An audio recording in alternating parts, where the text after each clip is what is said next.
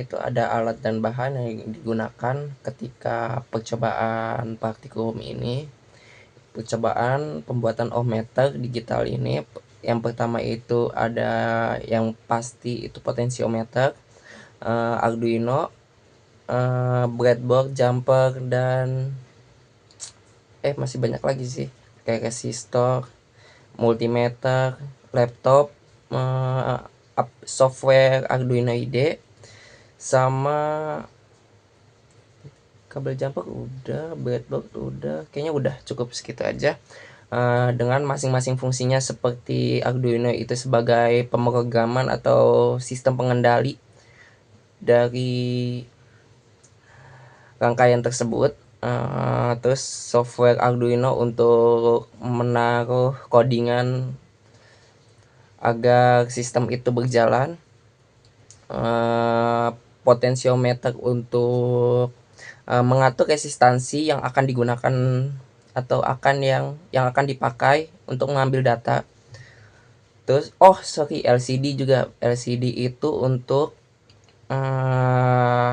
menampilkan sebuah layar resistansi yang muncul. Terus multimeter itu sebagai pembanding dari nilai yang muncul dari LCD sama ohmmeter yang muncul pada multimeternya itu. Terus jumper sebagai penghubung aja sih jumper. Breadboard juga sebagai tempat buat menyatunya rangkaian. Terus laptop sebagai alat, ya sama aja sama kayak itu. Habis itu kayaknya cukup deh, kayaknya udah deh. Potensio, resistor sih, resistor sama itu. Resistor itu ya pembatas, resistor yang digunakan itu 1K ya, udah cukup. Halo, oke, next, lanjut ya, kita ke rangkaian alurnya, yang dimana pertama-tama nih ya, dimana di apa tuh Arduino Uno-nya yang pertama-tama gitu ya, yang pertama-tama kita tuh punya LCD, kita punya LCD, potensiometer sama resistor ya, Arduino-nya Uno-nya juga lah. Nah, yang dimana si LCD-nya tuh, si ground-nya itu kita pasangin ke ground Arduino yang di pin digital, analog apa ya itulah. Nah, yang kedua, SDA-nya kemana bang? SDA-nya tuh ke SDA juga, terus ECL-nya ke SCL. Nah, abis itu kita PCC-nya tuh, PCC yang ada di LCD-nya itu kita masukin ke kemana? Ke resistor yang ada di breadboard-nya. Nah, oke. Nah, abis itu misalnya udah tersambung semua, kita langsung masukin coding-codingannya dengan codingan berikut ini gitu. Nah, kalau misal udah bisa, otomatis udah bisa. Biasanya langsung menyala dan kita bisa ukur dengan multimeter itu tuh sesuai atau tidak gitu. Oke. Baik, jadi pada rangkaian tersebut gitu ya, kita bisa melihat bersama gitu. Jadi dari potensiometer, yang bagian tengah potensiometer itu dihubungkan ke GND yang berada di Arduino Uno-nya gitu ya. Nah, terus untuk yang di LCD-nya, jadi dari VCC LED itu akan dihubungkan ke resistor yang berada di breadboard gitu, yang resistor tersebut itu berada di bagian kiri daripada si potensiometernya. Nah, lalu di potensiometer nanti akan dihubungkan pula kepada Arduino Uno yang dihubungkan kepada pin 0 volt seperti itu. Jadi dalam rangkaian ini bentuknya seperti itu ya teman-teman. Jadi dari yang LED pula kan ada pin SDA dan juga SCL gitu. Itu pun dihubungkan ke pada Arduino Uno. Baik, di sini saya akan menjelaskan mengenai kode program yang digunakan pada praktikum kali ini gitu. Jadi kode program ini akan menghubungkan antara Arduino dengan dengan potensial yang kita gunakan, juga alat-alat lainnya yang sudah dijelaskan oleh rekan saya. Baik, untuk menjelaskan kode programnya, saya akan tampilkan dan jelaskan kode programnya pada slide. Baik, untuk program ini diawali dengan library WLH yang mana itu digunakan untuk komunikasi I2C serta liquid crystal ini yang berfungsi untuk mengontrol LCD berbasis I2C gitu. Nah, yang selanjutnya itu dibuat sebuah objek LCD dengan alamat I2C yang 0 dikalikan dengan 27 dan itu merupakan ukuran layar yang dimana layarnya 16 kolom serta 2 baris.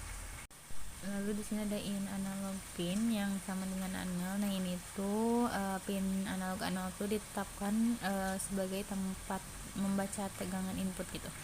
Nah, di sini juga disebutkan gitu float R1-nya di mana ditentukan sebesar 1000 ohm atau 1 k ohm yang di V inputnya yaitu 5 volt gitu. Nah, selain itu juga disiapkan juga gitu variabel di mana itu untuk menyimpan nilai ADC-nya yaitu tegangan keluar yaitu Vout. Nah, ini ada float R2 di mana float R2 ini nantinya akan menampilkan nilai resistansi yang akan dihitung gitu. Nah, lalu ada void stub lcd.init dan lcd.backlight. Nah, ini di mana itu menandakan bahwa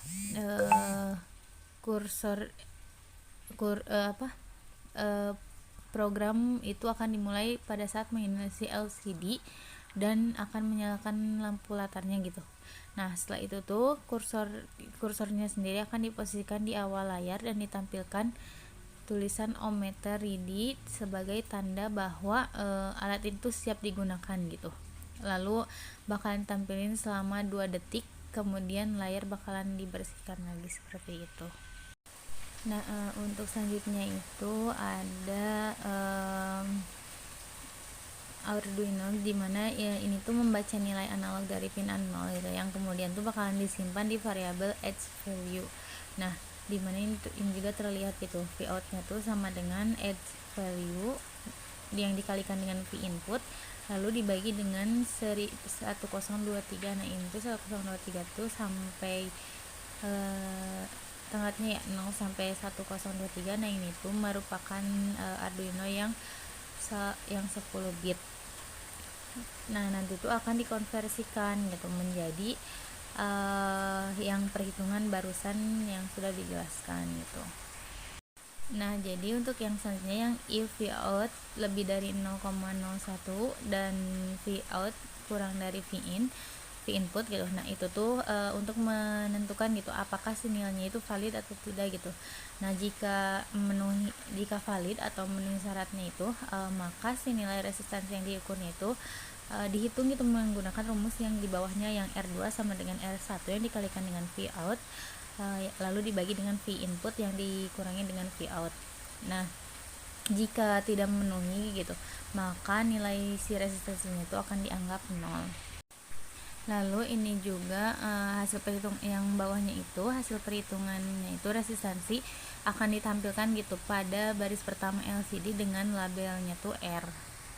Nah, lalu di sini juga untuk kode yang selanjutnya if R2 kurang dari 1000 gitu, dimana di sini menandakan bahwa jika nilai resistansinya kurang dari 1000 gitu maka ditampilkannya bahkan dalam satuan ohm gitu, yang LCD print ohm. Lalu untuk LCD print R2 yang dibagikan dengan 1000, nah itu untuk mengkonversi gitu dari ohm ke kilo ohm gitu agar mudah dibaca oleh kitanya gitu. Lalu untuk yang LCD set cursor 0,1 dan LCD print ADC itu di situ bakalan menampilkan gitu nilai ADC dengan label yang ADC itu untuk menunjukkan bahwa hasil pembacaan sensor secara langsung gitu. Nah, lalu untuk yang ini yang delay 500 dimana itu nantinya tuh akan diberikan delay selama 0,5 detik. Nah, agar si tampilannya tuh tidak berubah terlalu cepat gitu dan dan tetap mudah dibaca gitu. Jadi ketika noise tuh bakalan ada delay dulu gitu untuk 0,5 detik seperti itu. Mengenai pembahasan perbandingan hasil pengukuran dari ohmmeter dan multimeter dari data yang terlihat dari data LCD atau ohmmeter dari Arduino Uno, yaitu 2,94 ohm, 19,89 ohm, 29,2 ohm. Selanjutnya data dari multimeter yaitu 3,3 ohm, 15,3 ohm, dan 27,6 ohm. Nilai dari ohmmeter Arduino mendekati hasil multimeter, tetapi tidak sama persis. Tetapi selisih error, misalnya yang pertama itu 2,94 ohm dengan 3,3 ohm itu selisihnya kecil. Namun yang lainnya cukup besar. Jadi dapat disimpulkan bahwa ohmmeter berbasis Arduino cukup mampu mengukur resistansi, tetapi hasilnya kurang presisi dibandingkan multimeter konvensional.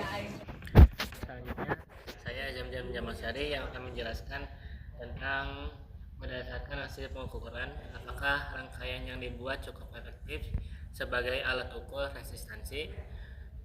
Nah, berdasarkan hasil pengukuran yang kami lakukan itu dari rangkaian dan juga dari multimeter itu cukup efektif dikarenakan angka yang dihasilkan oleh multimeter dan juga rangkaian yang telah dibuat itu tidak terlalu jauh berbeda. Nah, karena kenapa tidak sama juga, karena kemungkinan terdapat noise atau suatu kesalahan atau suatu gangguan dari rangkaian tersebut, makanya tidak terlalu akurat. Tetapi karena hasilnya mendekati, ini juga bisa bisa efektif juga, begitu. Baik, untuk yang ke-6 itu apa saja yang dapat ditingkatkan dari rangkaian ini untuk meningkatkan akurasinya? Menurut saya untuk meningkatkan akurasi rangkaian ini, yang pertama kita dapat melakukan kalibrasi atau membandingkan hasil dari pembacaan Arduino dan pembacaan dari multimeter. Lalu kita dapat menyesuaikan hasil keduanya agar lebih mendekati nilainya gitu. Nah, yang kedua ini kita bisa menggunakan sumber tegangan yang lebih stabil, karena kalau tegangannya nggak stabil, hasil dari pengukurannya itu bakal berubah-ubah dan nggak sesuai.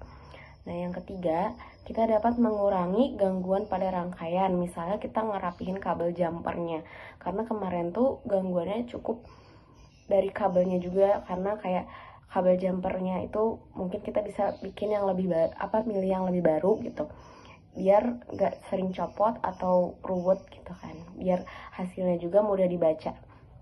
Nah, yang terakhir, kita dapat saat pembacaan data itu bisa dibuat lebih stabil dengan cara mengambil rata-rata dari beberapa kali pembacaan, sehingga hasilnya tuh nggak berubah-ubah, karena kemarin juga kita beberapa kali mencari datanya agar hasilnya tuh mendekati, karena beberapa ada yang hasilnya tuh jauh banget dari nilai yang ini gitu loh, nilai dari Arduino-nya gitu. Terima kasih.